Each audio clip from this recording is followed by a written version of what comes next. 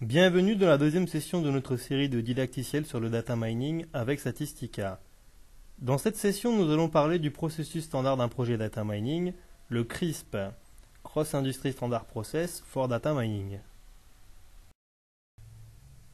Au cours de la première session, nous avions présenté le data mining en termes très généraux. Nous allons poursuivre cette série avec toutes les étapes d'un projet data mining. Cette session est d'ordre conceptuel, mais les sessions suivantes seront plus orientées vers des exemples d'utilisation avec Statistica. Qu'est-ce que la méthodologie CRISP? Aujourd'hui, nous allons définir les différentes étapes de cette méthodologie et mettre en évidence leur importance. Ensuite, nous aborderons les outils que Statistica propose pour effectuer les différentes étapes du CRISP. Qu'est-ce que la méthodologie CRISP? CRISP signifie Cross Industry Standard Process pour le data mining. Du fait que le data mining était relativement un nouveau concept, chacun des acteurs majeurs du domaine proposait leur propre méthodologie de conduite de projet. Il régnait donc une certaine anarchie. De ce fait, ces acteurs majeurs ont collaboré afin d'établir un processus standard de conduite de projet data mining, le CRISP. Le CRISP est ainsi applicable à tous les domaines d'activité en utilisant le logiciel de data mining de votre choix. Ce processus standard est nécessaire pour rendre les projets rapides, efficaces et rentables. Statistica Data Miner vous fournit des outils comme le Data Miner Plus, qui suit fidèlement les étapes spécifiées par le CRISP pour la conduite d'un projet data mining, l'espace de travail du data miner, qui lui fournit une approche workflow d'un projet data mining en respectant toujours les spécificités du CRISP, et finalement, le Data Miner Interactif, qui fournit une grande variété de modules permettant de réaliser les différentes étapes du CRISP séparément. Regardons en détail les étapes du CRISP. Compréhension de la problématique. La première étape du CRISP est très importante. Dans cette étape, nous définissons les objectifs du projet. Il est important de savoir ce que l'on peut apprendre de nos données. Quelles sont les questions auxquelles nous souhaiterions que le data mining puisse répondre? Quelles problématiques peuvent être résolues via ces méthodes? Dans cette étape, un plan de projet est créé, portant sur l'objectif et la définition de sa réussite. Sans objectif clair pour le projet, il sera difficile d'évaluer sa réussite. Compréhension des données.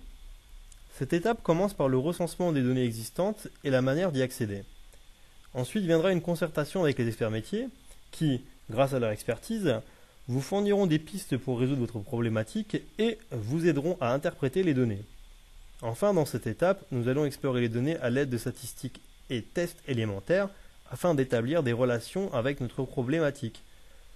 Implicitement, de cette concertation avec les experts métiers à l'exploration des données, eh bien, tout ceci vous fournira une série d'indicateurs liés à votre problématique.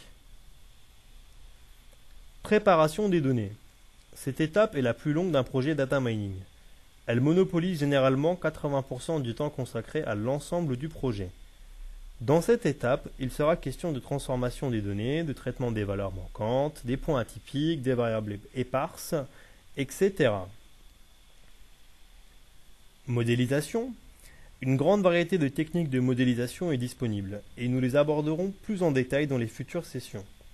La préparation de données peut être aussi nécessaire dans cette étape pour, par exemple, utiliser correctement certains algorithmes particuliers. Par conséquent, il y aura ici une phase de va-et-vient entre la préparation des données et la modélisation. L'étape de la modélisation va générer souvent plusieurs modèles de data mining qui répondent tous à la problématique. Une évaluation préalable des modèles est souvent réalisée à ce stade. Évaluation. Les modèles créés à l'étape précédente passent par une phase de validation dans laquelle nous allons déterminer un modèle ou un ensemble de modèles présentant les meilleures performances. Déploiement.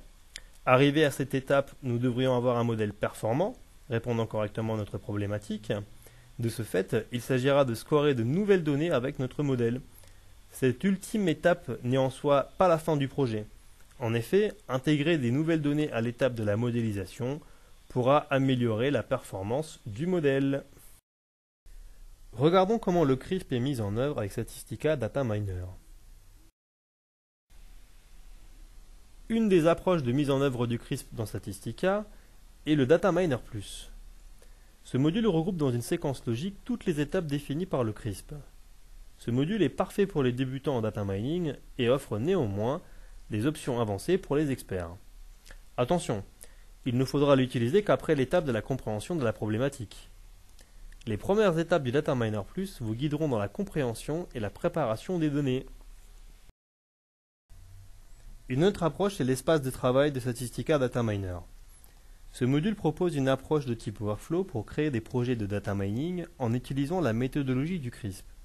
Ces workflows, ou processus analytiques, peuvent ensuite être appliqués à un nouvel ensemble de données, adoptant ainsi les stratégies de préparation de données ayant servi à la modélisation, et être déployés rapidement.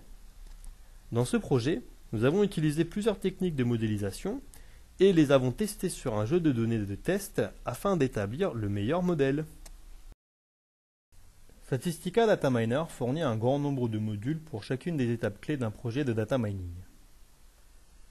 Pour l'étape de la compréhension des données, Statistica Data Miner propose par exemple un large panel de graphiques permettant ainsi d'explorer visuellement les données et différents modules de statistiques élémentaires ou avancées pour mettre en évidence des relations dans nos données. Pour l'étape de la préparation des données, il propose des modules dédiés au nettoyage des données ainsi qu'à la transformation et à sa gestion. Pour la modélisation, Statistica Data Miner propose une grande variété de techniques de modélisation dans le but d'effectuer de la prédiction ou de la segmentation, mais aussi de l'analyse d'associations ou des séries temporelles. L'étape de l'évaluation des modèles, avec par exemple des courbes de gain ou la matrice de confusion, s'effectue comme toujours très simplement grâce à des modules dédiés et ergonomiques. Enfin, pour l'étape du déploiement, Statistica Data Miner peut s'intégrer dans une plateforme décisionnelle qui permet de déployer des modèles en y intégrant des règles métiers et écrire les résultats directement dans un système de gestion de base de données comme Oracle ou SQL Server. Dans cette session, nous avons vu les étapes de la méthodologie CRISP et les différentes approches de sa mise en œuvre avec Statistica Data Miner. Dans la prochaine session, nous allons nous concentrer sur des données liées à une problématique de risque de crédit ou communément appelée credit scoring. Sur ces données, nous allons, dans un premier temps, mettre en œuvre différentes techniques de nettoyage de données. Nous allons ensuite voir en parallèle explorer ces données graphiquement. Les stratégies d'exploration graphique constituent ce qu'on appelle le data mining visuel. Enfin, nous allons modéliser le risque de crédit en utilisant les algorithmes des arbres de décision.